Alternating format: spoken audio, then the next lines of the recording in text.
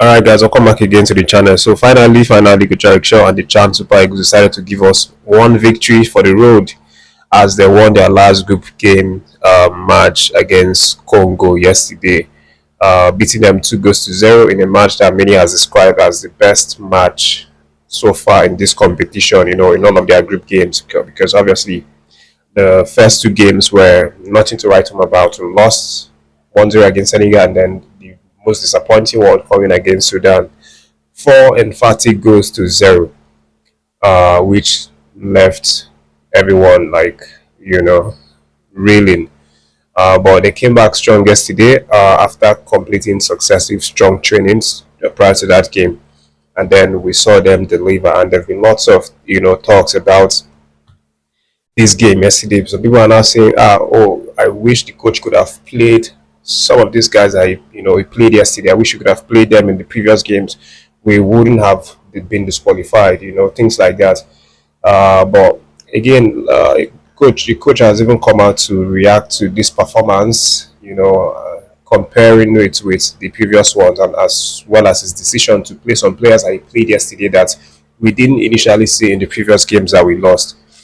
But before I let you know what the coach said, the some of the top performers for that game yesterday, include the likes of what's his name, Anas Yusuf, who plays for Nasarawa United. He was actually the highest goal scorer of the NPFL league last year. And that makes you wonder, why is this guy not even being played from the start of the competition, from the Senegalese game? We didn't see him in the Senegalese game. At least we didn't see him in the starting lineup. We only saw him. I think he made a cameo, played for a few minutes towards the end of the first game, and then the second game, I'm not sure we saw him. But this final game, I think he started the match. Which is why he had enough time to leave his mark. He scored one of the goals, and then Alimi scored the other one in the extra, in the added time. But again, one man, Alex Oyowa, would go on to be the player of the match winner for that one. And what a great performance that he had, for a defender.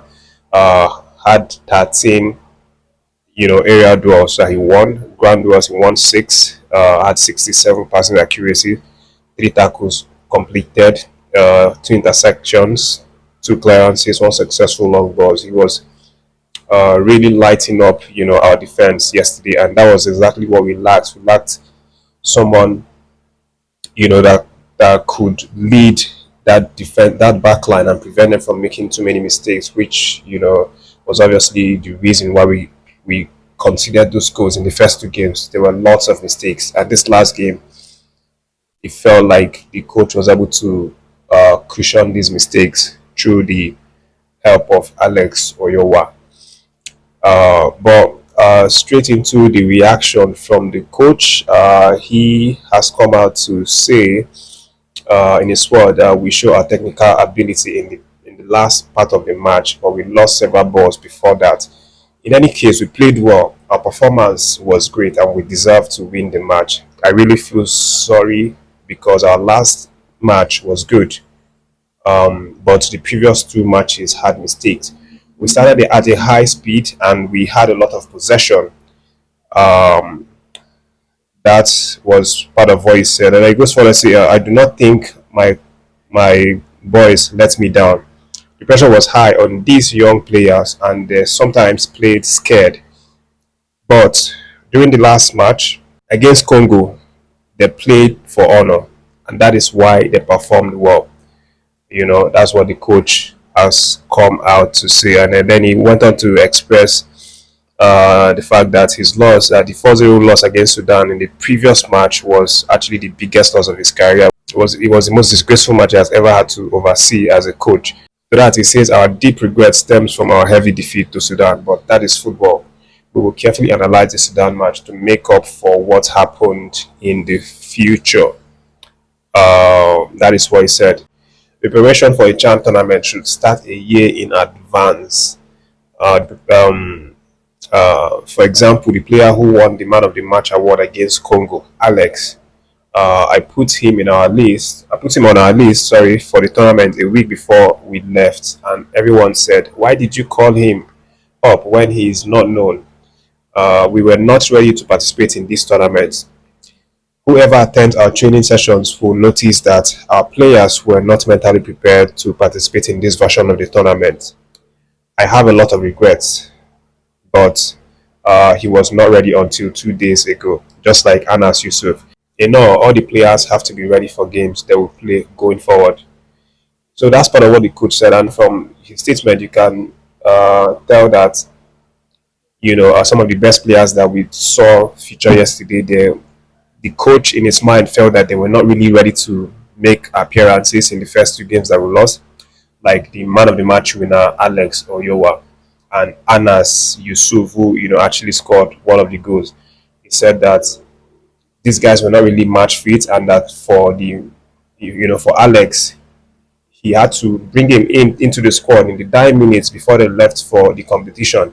And then many people were criticizing him that, why are you putting this guy among the squad? He's not known. He's not someone that we expect you to call up and things like that. But he decided against those opinions to call this guy up, and then didn't really play him until the last match after we've been disqualified, and then that's when he saw the quality of the guy.